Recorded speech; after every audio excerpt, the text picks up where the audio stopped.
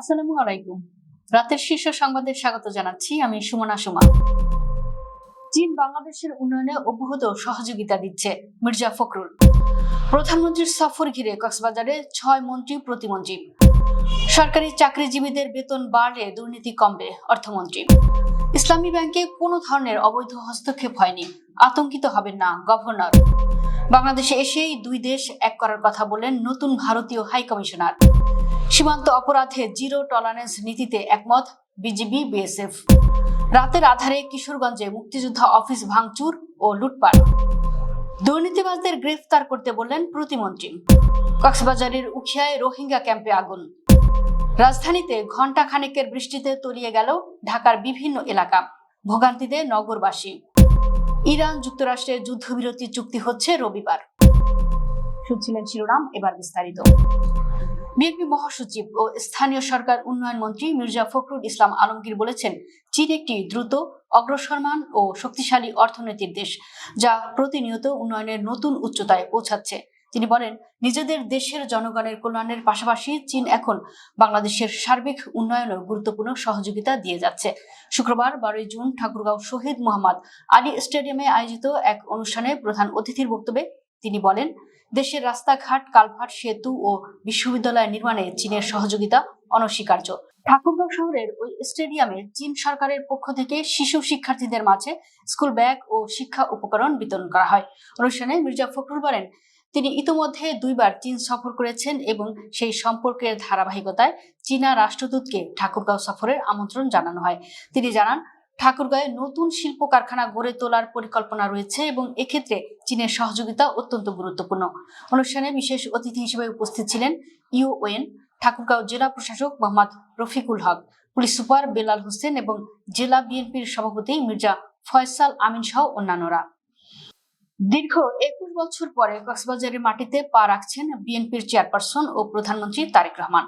তার এ সফরকে কেন্দ্র করে সার্বিক প্রস্তুতি যাচাই করতে সেখানে গিয়ে পৌঁছেছেন সরকারের 6 মন্ত্রী ও প্রতিমন্ত্রী।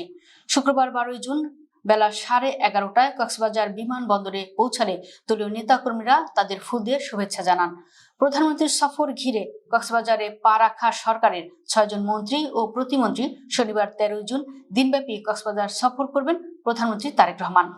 এই সফরে বিভিন্ন উন্নয়ন প্রকল্পের উদ্বোধন ও ভিত্তিপ্রস্তর স্থাপনের পাশাপাশি বৃক্ষরোপণ কর্মসূচি, রাজনৈতিক জনসভা এবং সুধী সমাবেশে অংশ নেবেন তিনি। বাজেটে পে স্কেলের সুখবর পেয়েছেন সরকারি কর্মকর্তা কর্মচারীরা। দীর্ঘ 11 বছর পর নতুন বেতন কাঠামোয় পে স্কেল ঘোষণা করেছে সরকার। বেতন বৃদ্ধির ফলে সরকারি চাকুরিজীবীদের দুর্নীতি কমবে বলে মনে করেন অর্থমন্ত্রী আমির খসরু মাহমুদ চৌধুরী।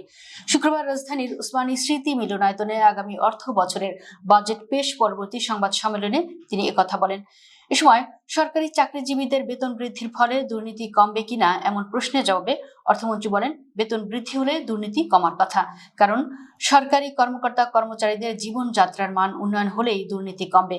এর আগে গত বৃহস্পতিবার জাতীয় সংসদে 2026-27 অর্থ বছরের বাজেট উপস্থাপনকালে অর্থমন্ত্রী বলেন, সরকারি কর্মচারীরা প্রায় 11 বছর ধরে একই বেতন কাঠামোর আওতায় বেতন ভাতা পাচ্ছেন।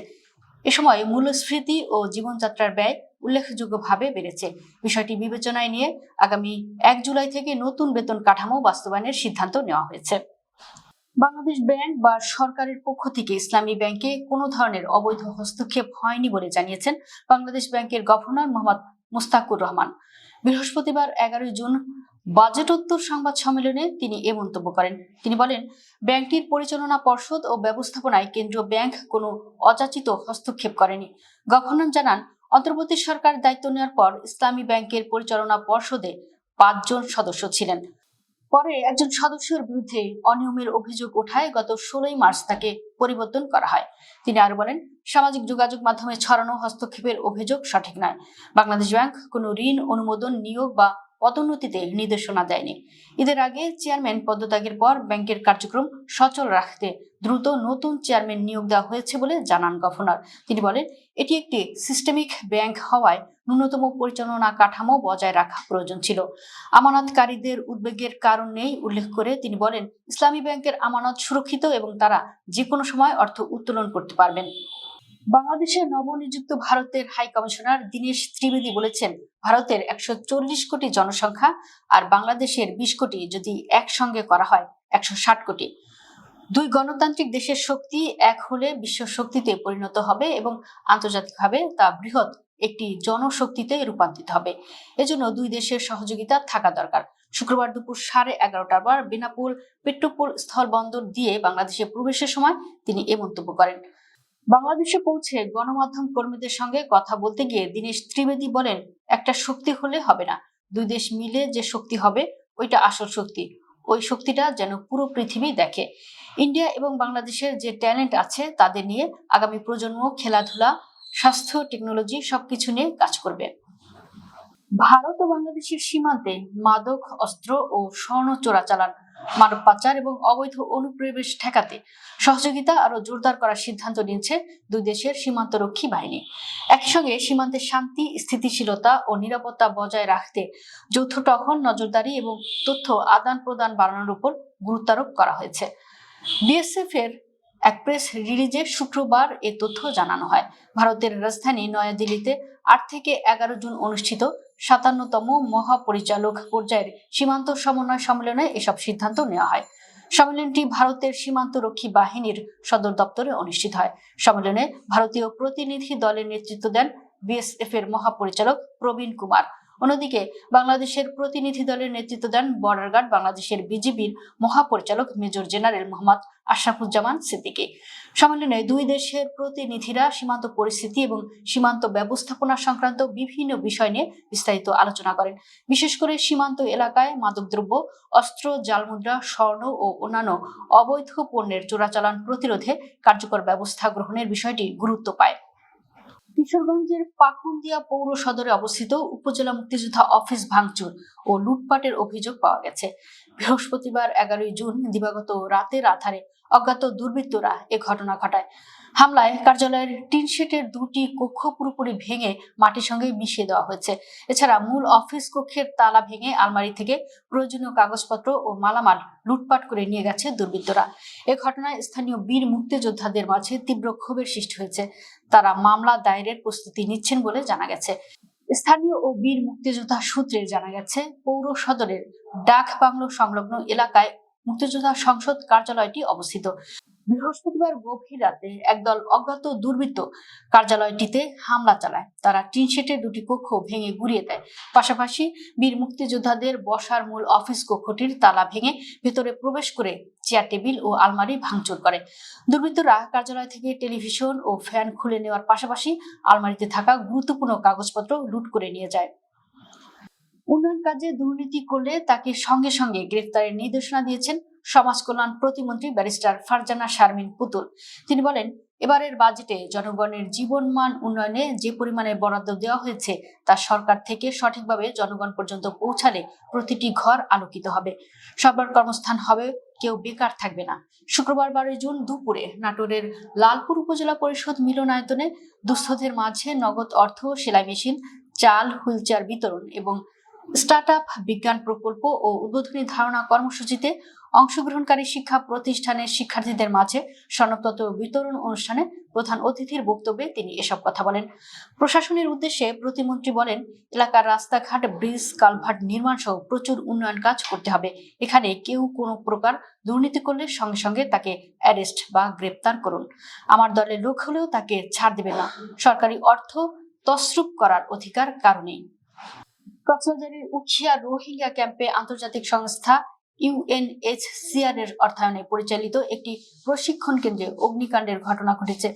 এতে প্রতিষ্ঠানটির অবকাঠামো, গুরুত্বপূর্ণ নথিপত্র, আসবাবপত্র ও বিভিন্ন সরঞ্জাম পুড়ে প্রায় 12 লাখ টাকার ক্ষতি হয়েছে। অভিযোগ উঠেছে, একদল অজ্ঞাতনামা দুর্বৃত্তরা আগুন লাগিয়ে পালিয়ে গেছে। শুক্রবার 12 জুন দুপুরে উখিয়ার মথুরছড়া রোহিঙ্গা ক্যাম্প 4 এর ব্লক B6 এর সংলগ্ন এলাকায় এ ঘটনা ঘটে। এসব তথ্য স্বীকার করে উখিয়া 14 APBN এর অধিনায়ক অতিরিক্ত ডিআইজি সিরাজ আমিন জানান, অজ্ঞাতনামা দুর্বৃত্তরা আন্তর্জাতিক সংস্থা ইউএনএইচসিআর এর অর্থায়নে এবং এনজিও সংস্থা CNRS পরিচালিত স্কিল ডেভেলপমেন্ট ট্রেনিং সেন্টারে আগুন লাগিয়ে পালিয়ে যায়। আগুন দ্রুত আশেপাশে ছড়িয়ে পড়ে ব্যাপক আকার ধারণ করে। এ খবরে পেয়ে উখিয়া ফায়ার সার্ভিসের 2টি ইউনিট, রোহিঙ্গা স্বেচ্ছাসেবক, সেনাবাহিনীর টহল দল সহ এপিবিএন সদস্যরা এগিয়ে এসে আগুন নিয়ন্ত্রণে আনেন। বিকেলে শুরু হওয়া টানা প্রায় ঘণ্টাখানেকের বৃষ্টিতে রাজধানীর বিভিন্ন সড়কে পানি জমে সৃষ্টি হয় জলাবদ্ধতা। এতে ভোগান্তিতে পড়েন নগরবাসী। তবে দুর্ভোগের এই চিত্রের মাঝেও কোথাও কোথাও জমে থাকা পানিতে খেলায় মেতে উঠেছে শিশুরা। ফলে একই সঙ্গে নগর জীবনের ভোগান্তি ও শিশুদের উচ্ছ্বাসের ভিন্ন দুটি দৃশ্য ফুটে উঠেছে রাজধানীর বিভিন্ন এলাকায়। আবহাওয়া অধিদপ্তর জানিয়েছে, লঘুচাপের বর্ধিতাংশ গাঙ্গেয় পশ্চিমবঙ্গ হয়ে উত্তর বঙ্গোপসাগর পর্যন্ত বিস্তৃত রয়েছে। পাশাপাশি মৌসুমী বায়ু বাংলাদেশের উপর মোটামুটি সক্রিয় থাকায় বৃষ্টিপাতের অনুকূল পরিবেশ সৃষ্টি হয়েছে। আবহাওয়াবিদরা জানিয়েছেন, আগামী কয়েকদিন দেশের বিভিন্ন স্থানে দমকা হাওয়া, বজ্রপাত ও মাঝারি থেকে ভারী বৃষ্টিপাত অব্যাহত থাকতে পারে। উপকূলীয় অঞ্চলে চলমান ইরান ও যুক্তরাষ্ট্রের যুদ্ধ বন্ধে একটি সমঝোতা স্মারক আগামী রবিবারের মধ্যেই স্বাক্ষরিত হতে পারে। একটি পশ্চিমা সূত্র জানিয়েছেন, সম্ভাব্য চুক্তি স্বাক্ষরের স্থান হিসেবে সুইজারল্যান্ডের জেনেভার নাম সবচেয়ে বেশি আলোচনায় রয়েছে। বার্তা সংস্থা রয়টার্সকে দেওয়া তথ্য অনুযায়ী চুক্তির ভাষা এখনো চূড়ান্ত করা হচ্ছে।